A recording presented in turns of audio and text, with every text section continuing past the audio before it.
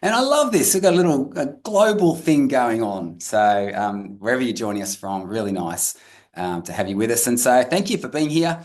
So yeah, today I want to talk about lifestyle, why lifestyle medicine is why lifestyle is the best medicine, and why this is front of mind for me because this was a photo taken last week.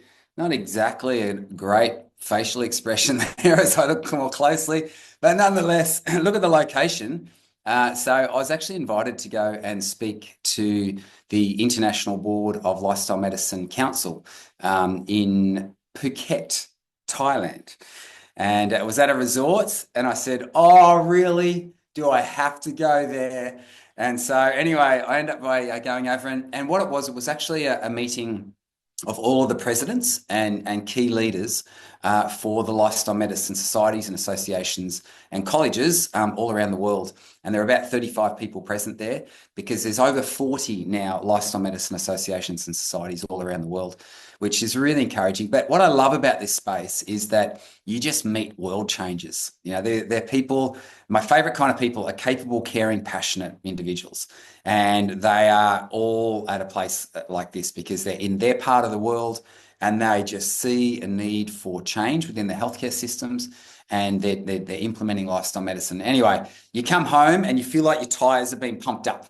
And so on that topic of lifestyle medicine, that's what I thought we'd touch on today. So I'm going to move this pretty quick because there's a fair bit that I'd love to say, and I could talk for hours on this, and I don't want to do that because we want to have some time to chat. So what I thought I'd love to do is just really hone in on over the past couple of decades, there's been some really seminal, what I would call lifestyle medicine studies. These are studies that are just stand out, demonstrating the power of lifestyle as medicine and why lifestyle as medicine is so powerful.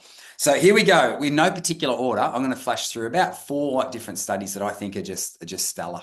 So number 1, I'm going to start with Dr. Dean Ornish. Now, you may know this name. I would say probably worldwide, Dr. Ornish is known as one of, if not, perhaps the preeminent fathers of lifestyle medicine. He was this really interesting character. This was back previous, 1990. He actually published his study, his landmark study, and what he did is he said, you know what? We know that heart disease is a massive problem, and certainly it was the prevailing problem back then. In some regards, it's still, in some parts of the world, it's still the prevailing problem. And he said, what would happen if we actually intensively change people's lifestyle, right? If we actually change the way that they ate, the way they moved, the way they managed their stress, and we gave them more social connection and love in their life. And so he actually ran this program. It was published in, probably what was considered one of the top medical journals in the world, which is The Lancet, published in 1990. And this is what he found. He actually had cardiac patients who all had diagnosed heart disease. And what they did, like angiograms on these people. So they actually measured how much clogging of the arteries were in these people. And this is what they found. It was probably, to my mind, one of the first studies that actually clearly demonstrated. It was a randomized control trial, so really, well configured study. It was the first study to show that clogging of your arteries was actually reversible through intensive therapeutic lifestyle change. And this was called the Lifestyle Heart Trial. And what you find here, this is one of the key graphs that emerged from it. And you can see that those people that did the most, went the furthest with their lifestyle changes, they got the biggest benefits. But even those who sort of, had least adherence to it, but made, substantial changes to their lifestyle behaviours, also saw a reduction in the amount of clogging of their arteries. We call them reducing the stenosis. And so this was a seminal article. And I think what fascinates me and saddens me to this very day is that we're talking 1990 here. This is over 35 years ago now. And yet, literally, I think it was maybe last year or the year before, Sydney Morning Herald had an article written by a cardiac surgeon who in it said, lifestyle medicine, it's not a thing, it's a pseudoscience. And her words were, if I thought for one moment that changing my patients' lifestyles would contribute to, their helping them heal and that, of course I'd do that, but it just doesn't. And I think to myself, bang, I actually want to find something hard to whack my head against right now. Because you know what sort of craziness is this? For 35 years, the evidence in a clinically, controlled trial published in Lancet demonstrated very clearly that lifestyle change is powerful, right? It's not just capable of preventing and managing conditions, it can even in some conditions reverse it. So well done, Dr. Dean Ornish. You're a legend, mate. And he's done some remarkable work since then. That's just one of the studies he's published. One of my favorites, though. Here's another one. This was, once again, 20 odd years ago now, but it was published in the New England Journal of Medicine.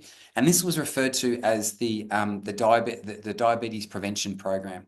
And what they did is they launched this initiative where they said, okay, we know that these sort of chronic conditions like heart disease and diabetes are lifestyle related. So what would happen if we treated the cause? What would happen if we actually went back and instead of just sort of put band-aids on things and gave people medications and surgeries and all the rest of it, which has a really valuable role to play? I'm not denying that for a moment. But what would happen if we treated the cause? We went back and changed people's lifestyle. This is what they found. I think this was a fascinating study and just so informative. This was conducted over 4 years. So they had people who all had pre-diabetes. And what they did is said, okay, let's just, for some people, and you can see the line in blue, let's do nothing. Let's just do standard care, what normally happens. For another group, so they divided them in three. The second group in red there, what they gave them the best medication of the time, which was metformin. Excuse me. And they said, let's see what happens to these people who have pre-diabetes. What proportion of them or what percentage of them go on to develop full-blown diabetes? And then the last group, they said, let's give them lifestyle change and see what happens there. And what you can see here is that, to cover the spoiler alerts, the study found that lifestyle change was about twice as effective as the best medication they had. Right, so medication was helpful, definitely, that's great, but lifestyle change twice as effective. And actually did a follow-up of this study 10 years later. And what they actually found is that the lifestyle group was still doing way better and it was more cost-effective as well, intriguingly enough.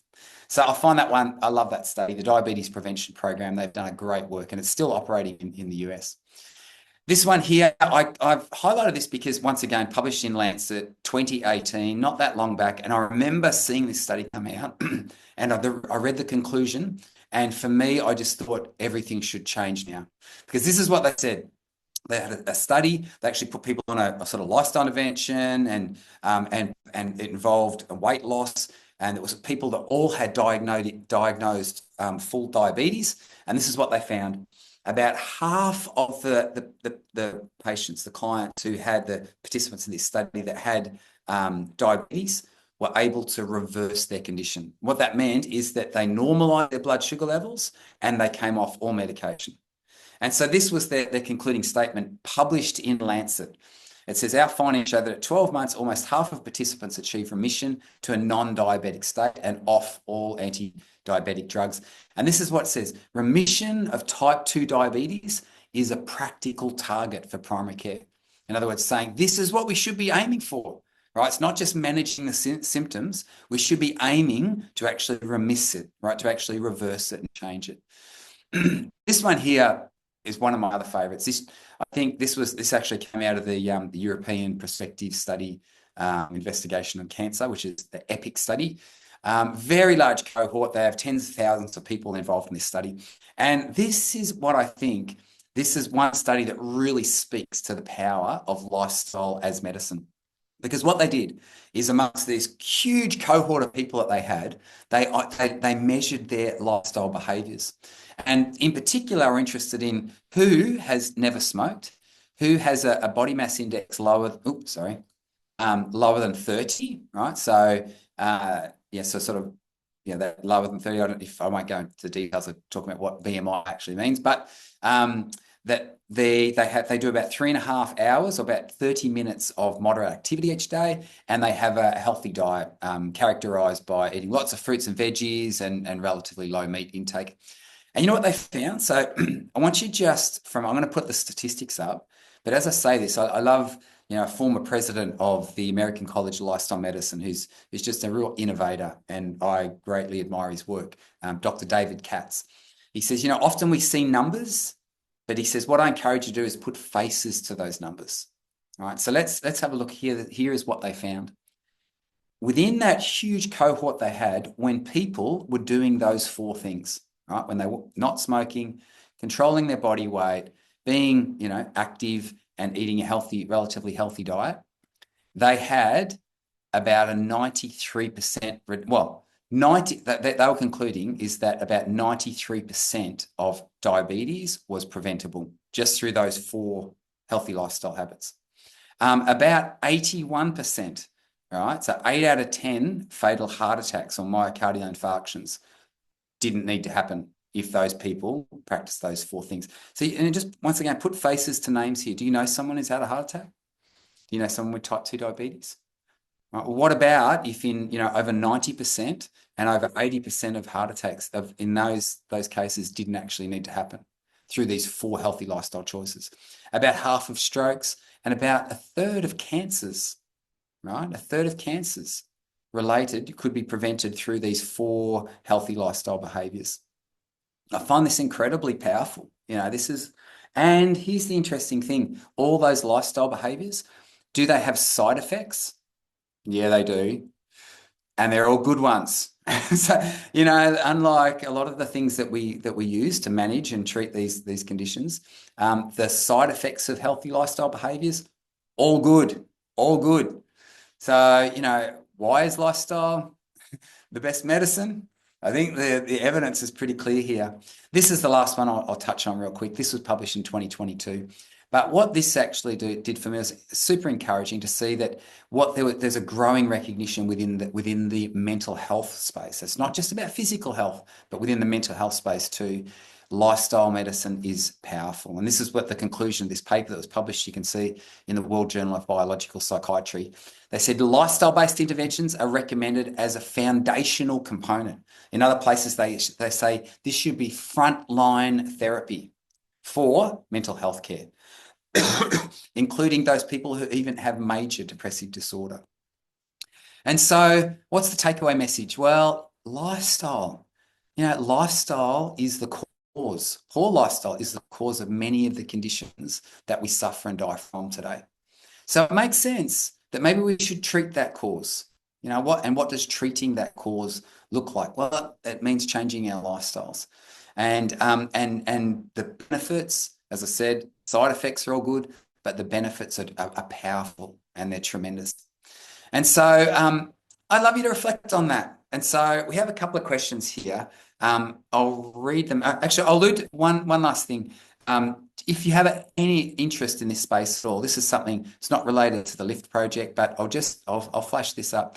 At the university that I'm at, we run courses in lifestyle medicine, and we have a short course that starts in a couple of weeks' time, and it's in the evening. It runs over 5 weeks, 2 hours on a Wednesday night, Australia time, for over 5 weeks. And it's just an introduction to lifestyle medicine. I teach a little bit about it. We have some of my colleagues that will be teaching into it as well. But anyway, if anyone's interested, we can put some details about that in the chat at the end. But here are our questions.